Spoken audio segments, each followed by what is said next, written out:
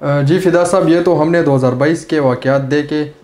پہلے تو آپ کو نیا سال مبارک ہو. بہت اور شکریہ. اگر آپ بتائیں کہ 2022 میں سب سے پہلے تو پاکستان میں کیا کیا بڑے واقعات ہوئے؟ دیکھیں پاکستان میں ایک تو کاشف بہت شکریہ 2023 کا آغاز ہوا ہے اور پچھلے سال میں پاکستان کے اندر بہت بڑے تاریخ ساز واقعات ہوئے. جی بہت بڑا واقعہ جو ہم نے دیکھا وہ سیاسی واقعہ تھا کیونکہ رجیم چینج ہوا. وزیر اعظم عمران خان وزیر اعظم نہیں رہے اور شہباز شریف صاحب کی قیادت میں اتحادی حکومت آئی. جی یہ بہت بڑی تبدیلی تھی اور اس تبدیلی نے عالمی میڈیا میں بھی جگہ پائی.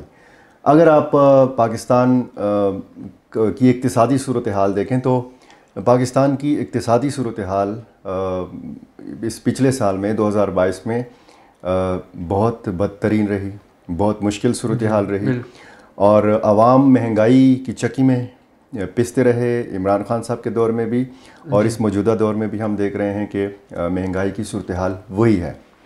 کچھ بری خبریں بھی تھیں، کچھ اچھی خبریں بھی تھیں اور جو بری خبریں تھیں وہ یہ تھی کہ پاکستان میں بدترین ایک سیلاب آیا. جی اور اس سیلاب کے نتیجے میں چاروں صوبوں میں بلکہ گلگت بلتستان میں بھی اور آزاد کشمیر میں بھی لاکھوں افراد متاثر ہوئے. اسی طرح اسی سال میں ایک بدقسمت واقعہ مری کے اندر ہوا جس میں برفانی طوفان آیا. لوگ سڑک پر اور گاڑیوں کے اندر پھنسے رہے اور جس میں 23 افراد جان سے گئے، جاں بحق ہو گئے.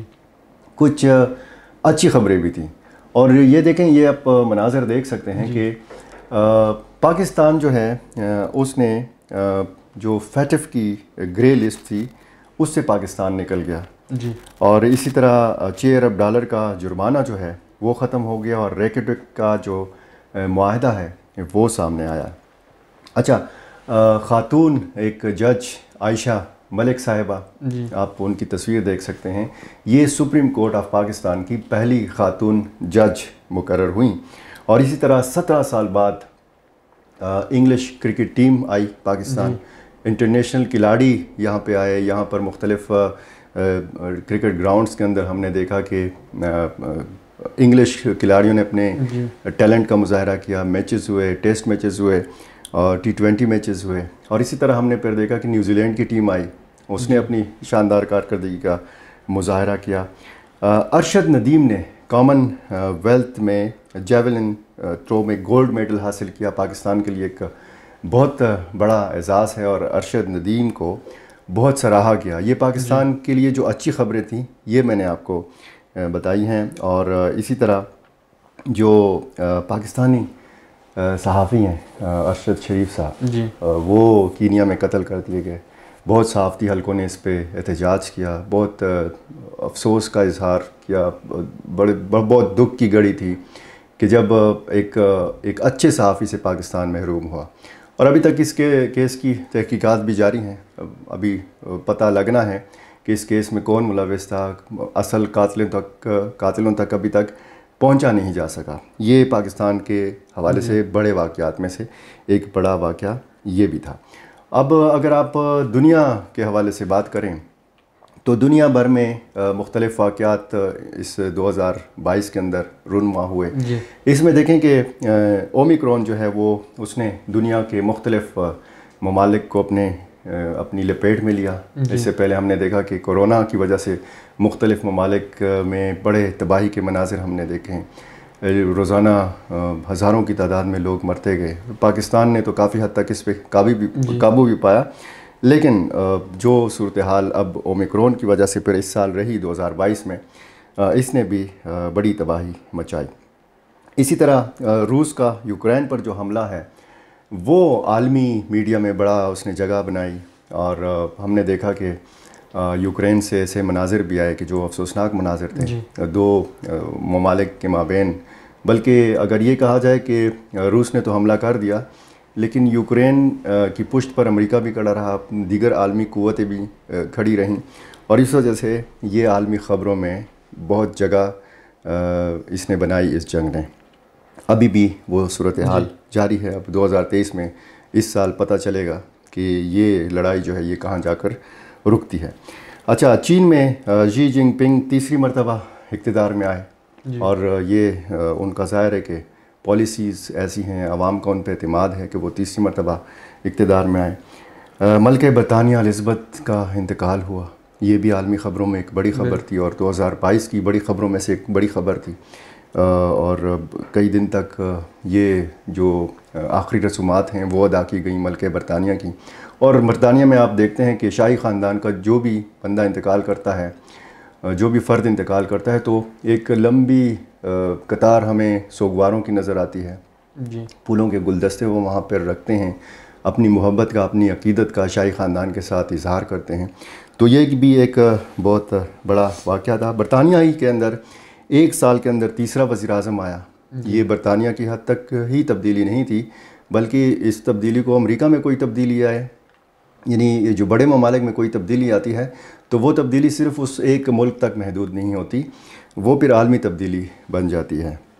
اسی طرح 500 سالہ تاریخ کی شدید گرمی سے یورپ میں خشک سالی آئی، اور اس میں ہم نے دیکھا کہ بہت عجیب قسم کی صورتحال کا بھی سامنا رہا۔ حالانکہ یورپ کو سرد ممالک میں سرد خطہ سمجھا جاتا ہے، یعنی یورپ کے جتنے بھی ممالک ہیں ان کو سمجھا جاتا ہے کہ یہ سرد ممالک ہیں۔ یہاں پہ خشک سالی کا آنا اور غذائی قلت کا بحران جو ہے وہ پیدا ہونا یقینی طور پر ان ممالک کے لیے بھی پریشان کن ہے۔ اور جس طرح پاکستان میں سیلاب آیا تھا، اسی طرح ہم کلائمیٹ چینج کے جو اثرات ہیں وہ ہم یورپ میں بھی دیکھتے ہیں۔ ہم جو ترقی یافتہ ممالک ہیں وہاں بھی اس کلائمیٹ چینج کے اثرات ہم دیکھتے ہیں۔ سری لنکا بدترین اقتصادی صورتحال کا شکار رہا اور یہ ملک ڈیفالٹ کر گیا۔ جو سری لنکن صدر ہیں ان کو اقتدار سے محروم ہونا پڑا۔ سری لنکا کی یہ جو تباہی ہے، اقتصادی تباہی ہے، اس نے ترقی پذیر اور جو کم ترقی یافتہ ممالک ہیں، جو چھوٹے ممالک ہیں، ان کو خاصا تشویش میں مبتلا کیا ہے۔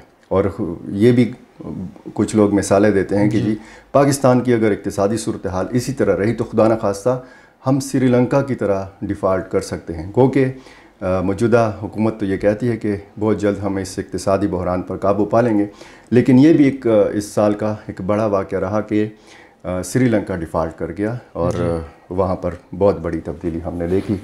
اور اسی طرح ایلن مسک نے اسی سال میں ٹویٹر خریدا اور ٹویٹر بھی تنازعات کا شکار رہا، اور خود ایلن مسک جو ہیں وہ بھی تنازعات کا شکار رہے۔ اور ہم نے ایک خوشگوار چیزیں بھی دیکھیں 2022 میں عالمی سطح کے اوپر۔ قطر میں کسی بھی عرب ملک میں پہلی دفعہ ہم نے فیفا کا عالمی ورلڈ کپ دیکھا، اور ان مقابلوں نے کافی یعنی دنیا بھر کے شائقین کو محظوظ کیا۔ بہت بڑے بڑے اپسیٹ ہوئے، کھلاڑیوں نے بہت بڑے بڑے اعزازات حاصل کیے، اور جو ریکارڈز تھے وہ انہوں نے توڑے۔ بڑے شاندار مقابلے ہوئے قطر کے اندر، اور یہ بھی ظاہر ہے کہ 2022 کے ایک بڑے واقعات میں تھا۔ اور جناب اسی سال یعنی 2022 میں دنیا کی آبادی 8 ارب نفوس سے تجاوز کر گئی۔ اب پاکستان کی آبادی ہم کہتے ہیں نا کہ جی 22-23 کروڑ ہے، یا ہو سکتا ہے 25 کروڑ تک پہنچ چکی ہو، مردم شماری تو نہیں ہوئی۔ دنیا کی آبادی آپ دیکھیں کہ 8 ارب سے تجاوز کر گئی ہے، اور اسی سال کے آخر میں بلکہ 2022 کے آخری دن 31 دسمبر کو میں پوپ بینیڈکٹ کا 95 سال کی عمر میں انتقال ہوا، اور یہ سال کے آخری دن میں ہوا۔ تو یہ بڑے بڑے واقعات تھے، اور ظاہر ہے کہ جب بڑے بڑے واقعات آپ ملکی سطح پر دیکھتے ہیں یا انٹرنیشنل سطح پر دیکھتے ہیں تو یقینی طور پر ہم دیکھتے ہیں کہ میڈیا میں بھی ایسے واقعات جو ہیں وہ جگہ بناتے ہیں، اور یقینی طور پر ہمارے جو دیکھنے والے ہیں ان کو بھی ہم نئے سال کی مبارکباد دیں گے، اور میں چاہتا ہوں کہ آپ بھی ہمارے ناظرین کو مبارکباد دے دیں۔ جی ناظرین، آپ کو نیا سال بہت بہت مبارک ہو، اور میری طرف سے بھی آپ کو بہت بہت مبارک ہو۔